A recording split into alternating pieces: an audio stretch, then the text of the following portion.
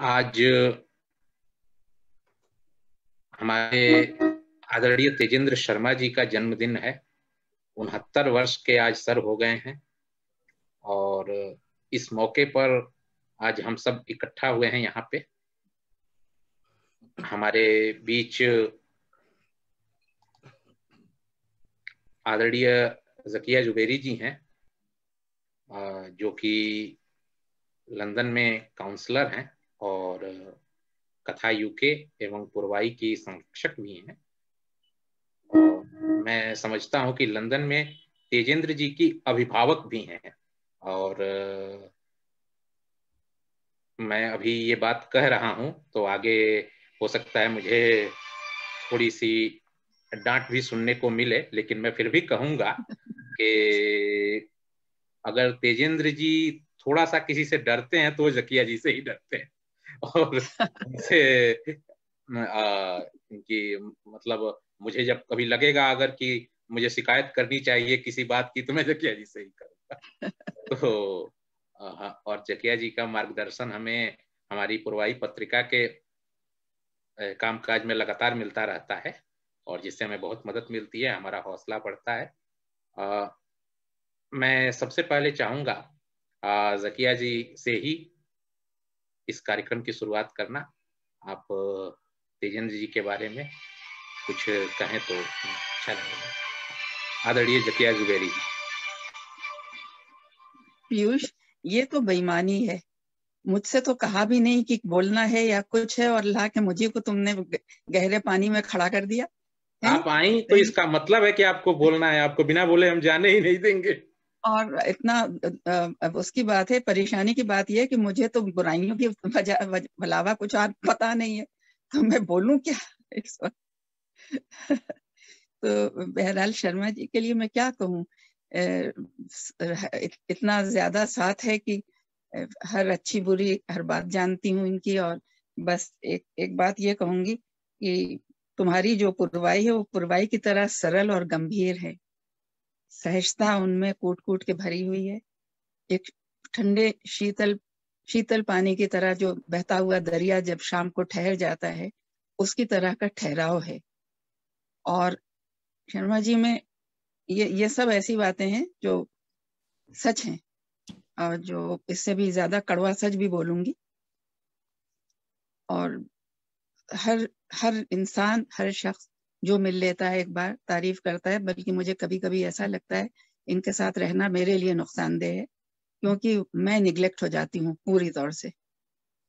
अब सब लोग इन तारीफ और बातें, तो ये दुख मैं ही यहाँ सह रही हूँ। और दूसरी बात ये है कि अगर हत्ते से उखड़ गए तो उखड़ जाते पूरे तौर से, फिर नहीं देखते कि क्या कह रहा हूँ क्या कर रहा हूँ, कुछ परवाह नहीं। तो ऐसा इंसान भी, ये भी मैं समझती हूँ खूबी है, जो अपने को छुपा के न रखे, अपने को पूरे तौर से खोल दे। मैं तो यहाँ पे इनका साहित्य जो है और जो ये लिख रहे हैं और जो आप सब लोग पढ़ रहे हैं, उसके बारे में तो मेरे ख्याल में और भी लोग बोलेंगे, मगर मैं जो हूँ, मैं सिर्फ और सिर्फ शर्मा जी की जो शख्सियत है, जो व्यक्तित्व है, जो इनकी दिनचर्या है। यानी एक मैंने कभी पढ़ा था, एक कृष्णचंद्र, एक लेखक, बहुत अच्छे लेखक थे, उनका बहुत पहले मैंने पढ़ा था कि किस तरह वो अपना दिन सर्व करते हैं, कैसे गुजारते हैं। तो उन लोगों से भी आगे मुझे इसलिए लगते हैं शर्मा जी, क्योंकि वो इस मुल्क में रह के और उस तरह से रह रहे हैं जैसे कि भारत में रहा जाता है। अपने सारे काम जो हैं वो खुद करना, और सुबह ही से उठ के, और मैं इतनी परेशान रहती हूँ वक्त की पाबंदी से। शर्मा जी फोन करेंगे, बताएंगे अब मैं नहा लिया। अब यहाँ ये सवाल, ये सुनना कि मैं नहा लिया, उस वक्त मेरी आंख खुल रही होती है और ये कहते हैं नहा लिया। तो मुझे पूरे पुराने अपने इलाहाबाद में द्रौपदी घाट था, एक तो प्रयागराज था, दूसरा द्रौपदी घाट था, जो कि हमारे घर से बहुत करीब था। तो हम लोग मिलने वाले एक द्विवेदी जी थे, पंडित जी, वो हमको हिंदी पढ़ाने आते थे, लेकिन वो घर से के सामने से सुबह को गुजरते थे रोज। तो वो बताया करते थे, मैं गुजर रहा था तो तुम लोगों को देखा, तुम ये कर रहे थे, तुम लोग वो गार्डन में कर रहे थे। तो मुझे लगता है कि वो सारे जो संस्कार हैं जो माँ ने इनको दिए हैं, जो वो माँ जो उनसे मिलके जो खुशी होती है और जो एहसास होता है माँ का और बहनों का और भांजी और भांजी की बेटी, इन सब से मिलो तो लगता है कि ऐसे परिवार का इंसान जो है उसको ऐसा ही होना चाहिए। सब में सहजता है, सब में ठंडा ठंडा मिजाज है, कोई किसी की बुराई नहीं करता है। मैं जाती हूँ वहां पे इन लोगों के साथ घंटों बैठती हूँ, लेकिन मैंने कभी ये नहीं सुना कि ये किसी की बुराई करें। तो मुझे लगता है कि वही संस्कार शर्मा जी को मिले हैं। इनसे कोई बुराई शुरू करे तो ये थोड़ी देर तो कान लगाते हैं, फिर उसके बाद मेरे ख्याल में कान बंद कर लेते हैं और दूसरा काम करने लगते हैं। तो इनसे, उर्दू में इसको गीबत कहते हैं, जो पीठ पीछे बात की जाती है, तो वो करने के लिए ये बिल्कुल बेकार है, इनसे की नहीं जा सकती है और ये सुनते ही नहीं है। और सुबह सवेरे उठ के नहा धो के, और ये हमेशा सवेरे जो खासतौर से पीयूष संपादकीय जो है वो सवेरे ही लिखा जाता है, उसको लिखने बैठ जाते हैं। शर्मा जी को मैंने देखा है, किसी से इनका दिल दुखता है तो जब दुखता है तो बहुत दुखता है, और दूसरी बार सुनो तो उसकी तारीफें कर रहे हैं और उससे खूब घुल मिल के बातें कर रहे हैं, तो बड़ा अजीब लगता है। तो मैं पूछती हूँ कभी, अभी आप तो कल तो लड़ रहे थे और वो उनसे बाकायदा वो गर्मा गर्मी हो गई थी, तो जिंदगी भर के लिए थोड़ी होता है, जो दिल की बात है कह दी, अब खत्म हो गया।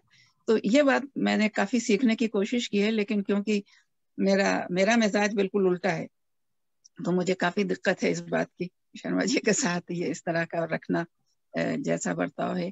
और फिर लिखने का ये है कि लिखना शुरू करेंगे तो पहले ही बता देते हैं कि एक कहानी आ रही है मुझे, और बस मैं उसको अभी सोच रहा हूँ और फिर लिखूंगा।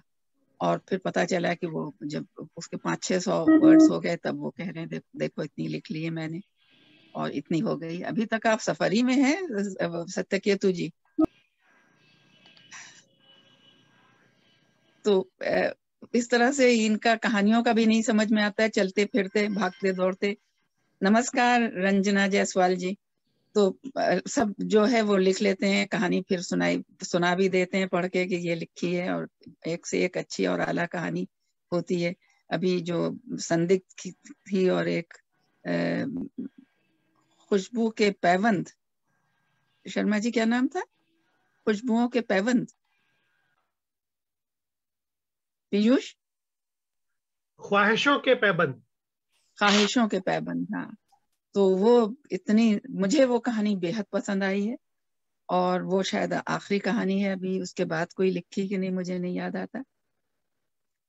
तो ये सारे काम जो है सहजता से करना, खामोशी से करना, खुद ही अपने घर के सारे काम करना, और उसके बाद फिर पता चलता है कि मैंने कपड़े धो के डाल दिए बाहर। अगर जो सबसे बड़ी चीज है, आप लोगों को शायद ये कभी ना मौका मिले इस चीज का, कि शर्मा जी कपड़े जब डालते हैं डोरी के ऊपर इतने खूबसूरत डालते हैं कि मैं तो तस्वीरें लाती हूँ और लाके अपने घर वालों को दिखाती हूँ। कोई चीज ऐसी नहीं है कि कोई, जो जितनी कमीजें हैं वो सब एक लंबाई में पड़ी हैं, एक जगह डाली गई हैं, मोजे सारे एक लेंथ के में हैं और वो एक ही जगह पे पड़े हैं, और वेस्ट और सारे कपड़े इस तरह से डाल के, और बहुत ही उसमें भी नफासत है। और फिर उनको ला के तय करके और उनके वो बना के लपेट लपेट के उसको रखना, और फिर स्त्री की मेज भी है, जो वो शायद मैंने कभी किसी के पास उतनी बड़ी मेज नहीं देखी है। वो मेज निकाली जाती है अलमारी में से और फिर वो बिछाई जाती है, फिर उसके ऊपर बड़ी सी स्त्री है, उससे स्त्री होती है। हर कपड़ा इस्त्री करते हैं, और हर 15वें दिन अपनी चादर और गिलाफ बदलते हैं, वो तक इस्त्री करके रखते हैं। तो हम लोग भी, मेरे ख्याल में औरतें भी अपने घर में इस तरह से नहीं करती होंगी जैसे शर्मा जी करते हैं। और फिर खाना पकाने घुस जाते हैं, मिनटों में खाना पका के निकल आते हैं, और फोन पे बताते जाते हैं अब मैं ये कर रहा हूँ, और मैंने पका लिया और दोनों वक्त का तैयार करके रख लिया और खा लिया। ये जो इस वक्त जो सुन रहे हैं पुरुष महाराज सारे बैठे हुए, तो वो बीवियों से खूब डांट खाएंगे, अब ये मुझे पता है। तो उसके बाद फिर अगर सब लोग सुन रहे हैं तो, ये सब सुन रहे हैं। इन चीजों से मुझे लगता है कि एक बड़ा बनने के लिए इंसान को ऐसा होना पड़ता है। अगर ये सहजता, ये सरलता, ये ठहराव, ये लोगों को आगे बढ़ाने का शौक, हिंदी साहित्य जो है वो बिल्कुल जान से ज्यादा अजीज हो गया है। उसको आगे बढ़ाना है, किसी भी तरह बढ़ाना है। पैसा एक नहीं, लेकिन हिंदी साहित्य जो है वो बढ़ाया जाना है, चाहे जो भी हो। शर्मा जी की जान जिस तोते में, उसका तो मैंने जिक्र ही नहीं किया है ना।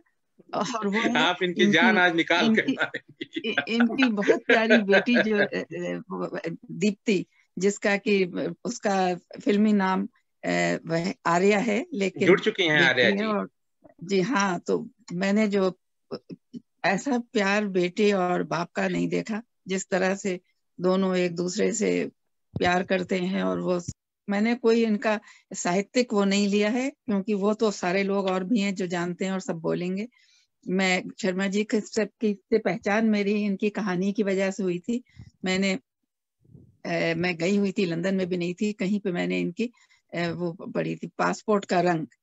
और उसके बाद मैंने इसके राइटर को ढूंढना शुरू किया था, और उसके जरिए से मैं इनको ढूंढ पाई थी। और फिर वहां से ये हमारी जो कहानी है वहां से शुरू हुई। शर्मा जी की कहानियां फिर और पढ़ी मैंने, हर कहानी जो थी, देह की कीमत में और ढिबरी टाइट, ये सब पढ़ के मेरा जो था वो तो मैं समझ ही नहीं पाती थी कि अपने हिंदी लिटरेचर में प्रेमचंद की कहानियां पढ़ी थी और अब उसके बाद ये कहानियां पढ़ रही थी। तो एकदम से बहुत कंट्रास्ट, और बहुत अच्छी कहानियां आजकल के हिसाब से। और हर इशू पे ये लिखते हैं और वो निकालते हैं जो कि आमतौर से लोगों के सामने से गुजरता भी नहीं है। और अब मैं यहाँ पे बंद कर दूंगी। पीयूष, तुम बहुत परेशान नजर आ रहे हो। चलो, तुम्हें छुट्टी देती हूँ।